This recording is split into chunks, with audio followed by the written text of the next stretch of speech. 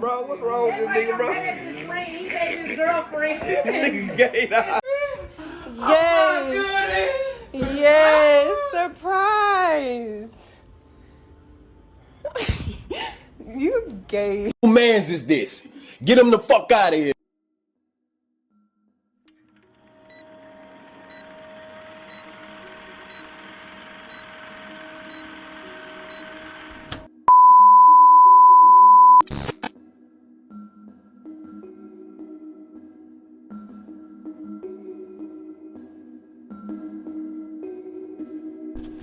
So what I do, YouTube? It's your boy King David in this thing, and I'm back at y'all again with another video. Okay, so before we get going on the video, man, y'all know what to do. Go ahead, hit the like button, and if you're new here, be sure to subscribe one time for your boy, so we can continue to grow like we need to grow on this channel. You know what I mean? So yes, sir, man. Yes, sir. Yes, sir. So we back with another installment of Fanager Talk. You know what I'm saying? And for those of you who aren't familiar with Fanager Talk, we go to a lot of different Errol Spence channels on the internet. And what we do is we break down and completely debunk, y'all know, a lot of the Spence fanboy talking points and false narratives. You know, some of the bullshit propaganda that a lot of these dudes push out there on these boxing streets. You know what I mean? So, you know, we just here to put out some real information and set the record straight on some of these things that these dudes be talking about. But without further ado, let's go on and get right on into it, bro. So the name of the dude we talking about today is D-Town Boxing. You know what I'm saying? He got over 2,000 subscribers on the channel. You know what I'm saying? He got 2,000 subscribers. 2,000 dudes hit the subscribe button on this man's channel. You know what I mean? And I just want y'all to keep that in mind as we go through and we debunk some of this guy's talking points. But without further ado, here we go. Terrence Crawford, to me, my opinion, I don't believe that he thinks that it's a small chance that he can beat Errol Spence Jr. Alright, so y'all can already hear y'all can already hear the conversation going downhill. You can already hear the level of cap coming out this man's mouth. D-Town Boxing, no disrespect to you, my boy, and you entitled to your opinion. You know what I mean? At the end of the day, nobody will ever take that away from you. But for you to say that Terrence Bud Crawford don't believe, not even a 1% chance, don't believe that he can beat Errol Spence Jr., when the man has gone out of his way in order to make the fight happen with Errol Spence Jr. The moment when Errol Spence told Bud he needed to get a belt first, and Bud got the belt, if he didn't want to fight or didn't believe that he could beat Errol Spence, wouldn't it have been easier to just not get a belt, right? From the moment that Errol Spence said he wanted to take the easy route, if Terrence Crawford didn't believe that he could beat Errol Spence Jr., wouldn't it have been easier to just move on with the rest of your career, either move up in weight or just continue down your path, right?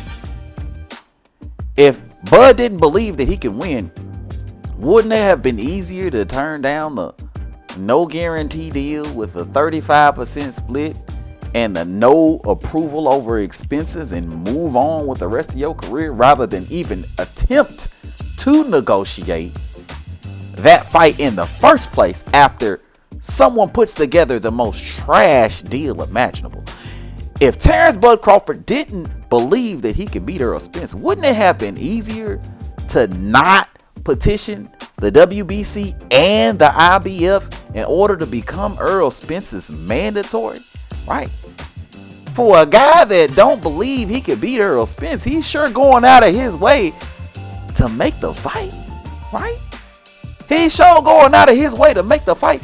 If Bud didn't believe that he could win, wouldn't it have been easier to just stay on the top rank side, right? Just stay on over on the top rank side, right? Because according to a lot of Errol Spence fans, Bob Arum in Top Rank was the reason for why the fight couldn't happen. So if Bud really didn't believe that he could beat Errol Spence Jr., wouldn't it have made more sense to just stay on that side of the street and not let the fight happen? Wouldn't that make more sense? Right? But let's keep it going though. For some reason, y'all claim that when he was at 135 and 140, he was a killer. But for some reason, when he came to 147, instead of fighting the real champions, man, don't get me wrong, Jeff Horn was a champion. To me, he didn't beat Pacquiao, but he was a champion. But he fought the easiest champion at 147. So quit saying that the WBO mandated it, because they didn't. Bomac came out his own mouth in an interview and said that they decided to take the easy route. Let me say it again. Bomac said in an interview that they decided to take the easy route and fight Jeff Horn.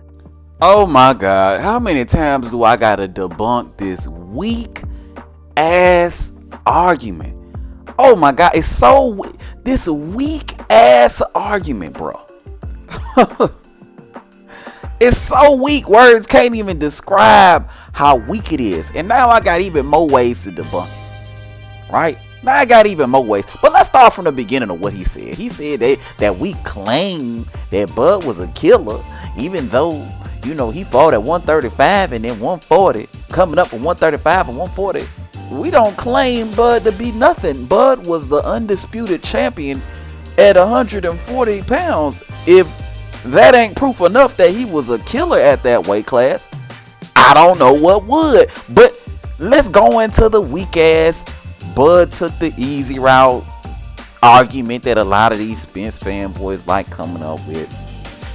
So first and foremost, let's start with the fact that Bud didn't have the IBF belt to even go the IBF route to begin with, right? He didn't have that belt to even go the IBF route because he relinquished the belt. So that way he didn't have to fight Sergey Lipinets, who was the mandatory at the time. So he couldn't have went the IBF belt. Excuse me, the IBF route to begin with. But even if he could go the IBF route, y'all, even if we could go the IBF route, you know what makes this even worse of a conversation, of an argument? When was the last time Errol Spence fought an IBF mandatory?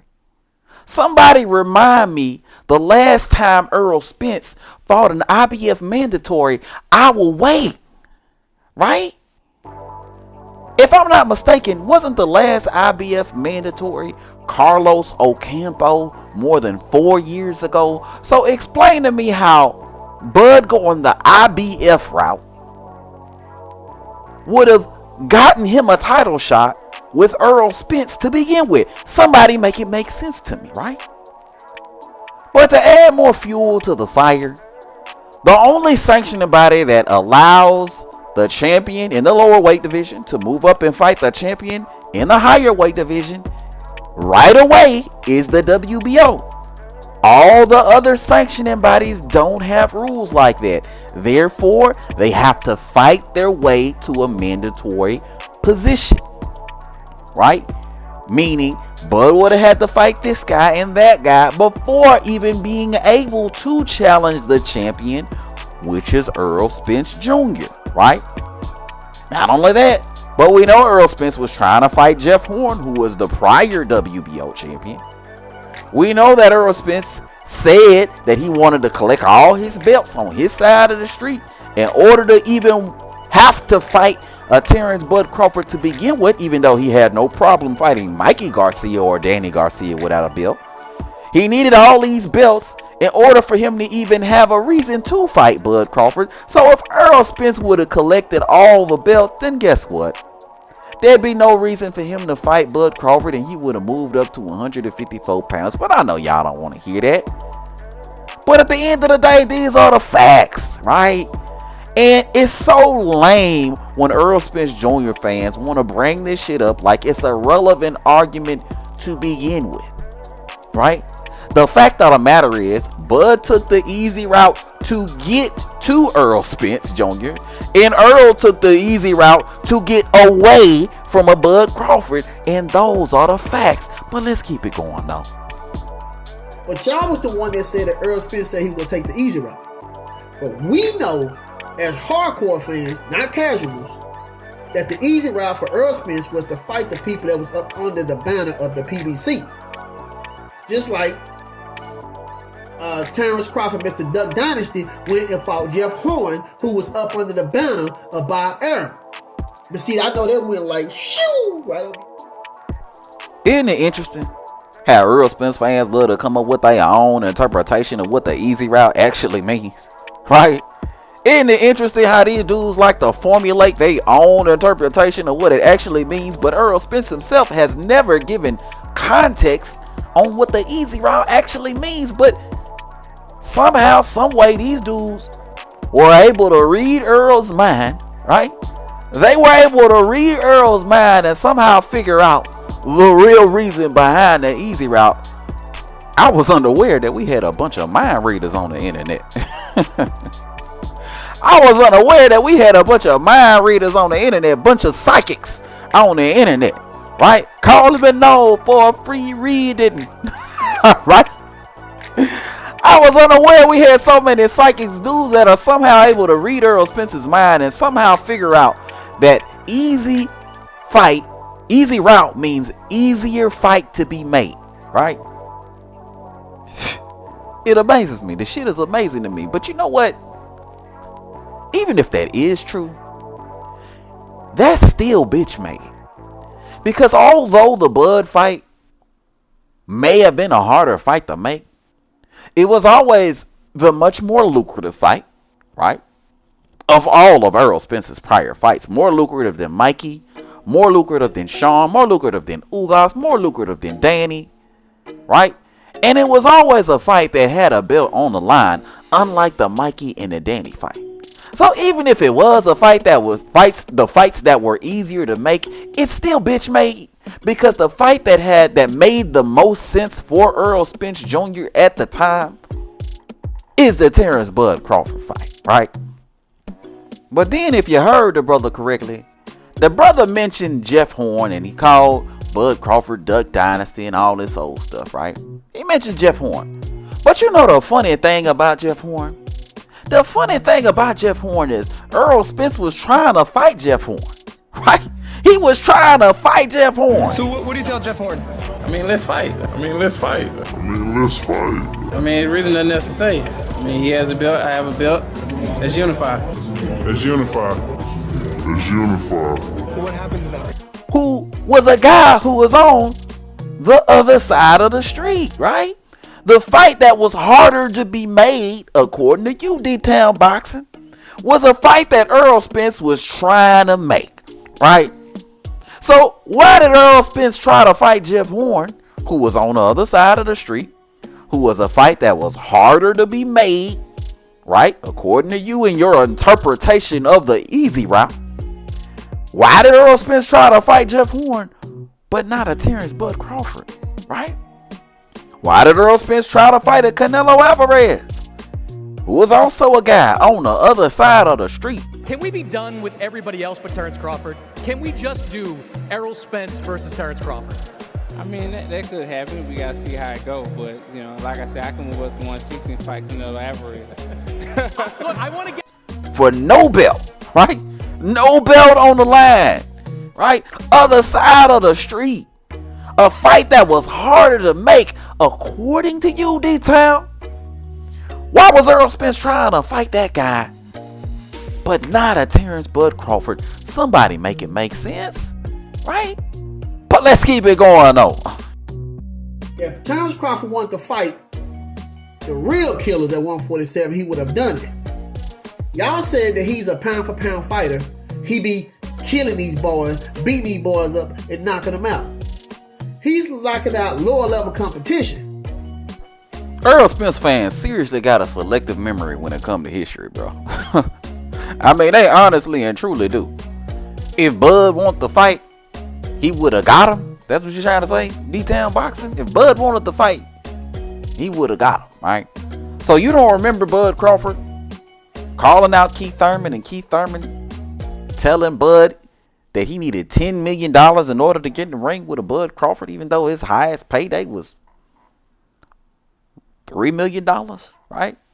You don't remember Bud Crawford And Bob Arum sending Danny Garcia a contract for $3 million and Danny Garcia just walking away from the table. I mean, no kind of interest at all in fighting a Terrence Bud Crawford, right?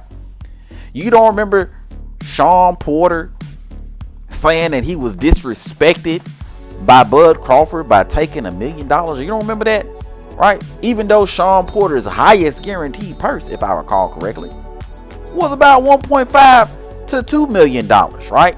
Guaranteed in this fight with Errol Spence Jr., who's supposedly supposed to be the big fish, right? So you don't remember Bud Crawford going out of his way in order to make these fights happen, but not getting the fights when he wanted the fights? You don't remember any of that, D-Town Boxing?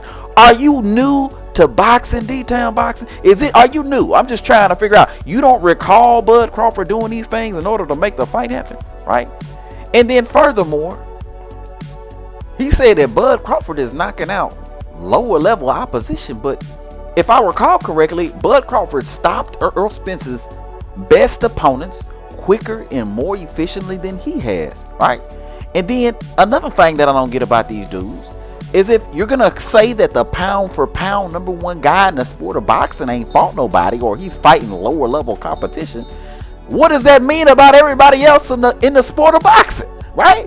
What does that mean about everybody? What does that mean for everybody who's ranked below him in the pound for pound list, including Errol Spence Jr., right? So essentially, by you discrediting Bud Crawford, you're discrediting everybody else in the sport of boxing, because Bud Crawford is known as pound for pound #1 in the sport. So make it make sense. But let's keep it going though. Fights. He said that he went over and fought PBC fighters also. So he said that's not a problem. He said whatever side of the street is not a problem. So that lets me know that how come it's always a problem when it comes down to you fighting the PBC fighters? If you said out your own mouth that it's not a problem going over to Al Heyman side of PBC side and fight the fighters because you already done this. Then later, Bob came out and said that Crawford never asked for the Errol Spence fight. He said that he asked for the money. Yeah. He said that you asked for the money. Hold up, wait a minute. Hold up. You seem really confused, fam. So let me enlighten you, my guy. Let me enlighten you. So first of all, we know it's not a problem making cross-promotional fights, because we got Deontay Wilder saying this. Al don't hold back his fighters on things. He may give his suggestion on this and that or whatever, but pretty much who we want, we gonna get. And we got Tom Brown saying this. It's the fighters. It's always the fighters. When they ask for something and it's a fight that can be made, we're gonna go do it. We've worked with Top Rank. So Terrence Crawford was absolutely right when he said that. But you said it yourself that Terrence Bud Crawford said that he had fought 2 guys over on the PBC side, which I'll go ahead and name them, Felix Diaz and John Molina Jr., right? You named 2 guys that Bud Crawford fought on the PBC, but you telling me it's a problem with Bud Crawford fighting PBC guys. And also, didn't Terrence Crawford fight Sean Porter, who was also a PBC guy? So what do you mean it's always a problem fighting PBC guys? I'm just trying to understand where you're coming from, right? But then he follows it up and he starts talking about how Bud Crawford never asked Bob Arum for the fight. Like, didn't Terrence Bud Crawford sue Bob Arum because he didn't get the Bud Crawford fight? So what are you really talking about, my boy? What are you really saying is what I'm trying to figure out. It was very clear that Bud Crawford asked for the Errol Spence fight because that was a part of the reason for the lawsuit. The lawsuit that you dudes love talking about to prove your point that Bud was on the wrong side of the street. So you just went backwards on the stereotypical Errol Spence Jr. fanboy talking point, right? So, you know, I'm really trying to figure out where you going with this argument. You know what I mean? I'm really trying to figure it out. But let's keep it going, though. About what the media say, I know what's in me. You know, I know what I can do. I know what I'm capable of.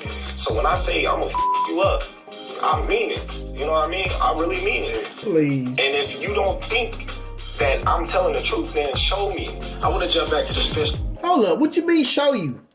How can they show you? You have to show them. That don't make no sense. Errol Spence was there waiting on you. So I guess that didn't apply to Errol Spence Jr. Hey, did y'all notice how mad he got when Bud Crawford said he would go fuck Earl up? Y'all notice how mad that man got, boy? He was literally triggered during that, man. He literally, honestly, and truly was. But you know what, though? Let's get into what he said, though. Because what it said speaks to a lot of the logic and understanding that a lot of Errol Spence fans have. They feel like Errol Spence is just entitled to this. He's entitled to that. He's the quote unquote A-side. Therefore, he ain't got to do nothing in order to make the fight happen between him and a Bud Crawford. But if I recall correctly, Errol Spence is the one that said he wanted to collect all his belts on his side of the street before fighting Terrence Bud Crawford to begin with, right? But according to D-Town Boxing, Errol Spence was somehow waiting on Bud Crawford. When did this happen? What was that? How, when? How? Where?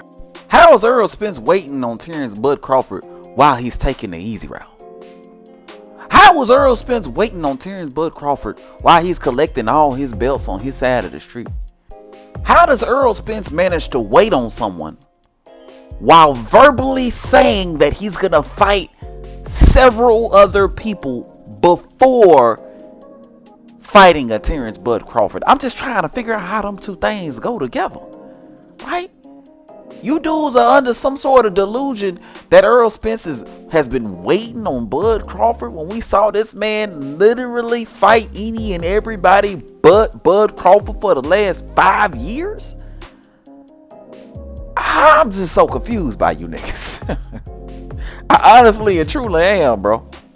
I honestly and truly am. And then he mentioned how Bud gotta show them, right? Bud gotta show them. And again, this speaks to the level of entitlement that a lot of Spence fanboys got when it comes to Errol Spence Jr. Why Bud gotta show Earl? Isn't Bud the one who was undisputed at 140 pounds? Something that Errol Spence has never done in his career. Isn't Bud in his third weight class, which is something Errol Spence has never done, move up or down in weight class, other than maybe a few fights at 154? You know what I mean? That don't mean shit, right? Isn't Bud Crawford pound for pound #1 in the sport of boxing, right? So what else does Bud Crawford have to show when it comes to making a fight between himself and Errol Spence Jr.? I'm just trying to figure it out, right? But not only that, Bud Crawford has shown, even though he ain't obligated to show anything, he's shown that he wants to fight with Errol Spence Jr. by collecting the belt. When Earl and Keith told him he needed to get a belt, he got the belt by crossing the street, by crossing over from the top rank side over to the PBC side in order to get the fight with Errol Spence Jr., even though he didn't need to do that. One, because Earl had no problem fighting Jeff Horn and Canelo Alvarez, who are on the other side of the street. So why should it be different for Terrence Bud Crawford? But also, two, there's absolutely no issues with making cross-promotional fights. I mean, we saw Terrence Crawford versus John Molina Jr., Terrence Crawford versus Felix Diaz. We heard Deontay Wilder make comments like, Al don't hold back his fighters on things. He may give his suggestion on this and that or whatever, but pretty much who we want, we gonna get. It's the fighters. It's always the fighters. When they ask for something and it's a fight that can be made, we're gonna go do it. We've worked with Top Rank, many times in the past. Different people in different ways all confirm that there's no issue when it comes to making cross-promotional fights. So I'm just really trying to figure out where the fuck you going with what you talking about, my boy, at the end of the day, right? So Bud Crawford has showed, right? Bud Crawford even showed by petitioning the IBF and the WBC to become Errol Spence's mandatory, right? He's even done that. So now I ask you the question, what has Errol Spence done What has he done to make the fight with a Terrence Bud Crawford? I'll wait. But we know y'all ain't got the answers. But let's keep it going though. Now to try to lowball this man with $1 million, but you pay these other guys who you knew you could beat more than $1 million, and they have to go to purse bid or whatever, go the mandatory route to where he end up getting more. Yeah, we know what happened, Crawford. Isn't it so interesting how Errol Spence fans got the nerve, got the unmitigated gall to say that Bud lowballed Sean Porter by offering him $1 million, but the PBC offered Bud Crawford no guarantee? I never was offered a guarantee, not once. But that's okay. That ain't a lowball. But $1 million is a lowball. Isn't it interesting how Errol Spence fans got this kind of logic? Where $1 million is a lowball, but no guarantee ain't a lowball, right? Completely and utterly ridiculous, man, with these dudes out here on these boxer streets, man. Completely and utterly ridiculous, man. You know what I mean? These dudes amaze me, man. But once again, man, D-Town Boxing, bro, it's all love, my boy. It's all love at the end of the day. But you know, what you saying is crazy as hell. And we had to come for it, bro. We had to come for all that stuff you were talking about, man. But I'm going to go ahead. I'm wrapping the video up right here, man. Let me know what your thoughts is, bro. Hit it up in the comment section below. If you're new to the channel, be sure to subscribe. And everybody, and I do mean everybody, be sure to hit that goddamn like button on your way out. But until next time, bro, I'm going to holler at y'all. Peace.